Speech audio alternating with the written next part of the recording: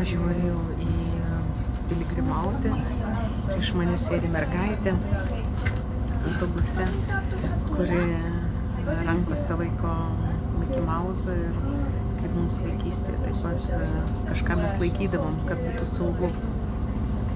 Ir pagalvoju, o ką dabar mes laikome rankose, kas dabar mums yra saugumas. Vieni turi kišenį rožinį, kiti turi šventą paveiksliuką piniginiai, dar kiti kryželį kažkur. Na, tai nėra amuletai, bet ar aš tikiu tais simboliais, tai kas yra arti manęs, ar aš meldžiuosi su tuo. Tai va, tai iš tikrųjų ne veltui Jėzus sakė, būkite kaip vaikai, nes tokių yra dangaus karalystė. Tai reiškia meldžiantis pilnai pasitikėti juo. Impulsas dienai. Iki.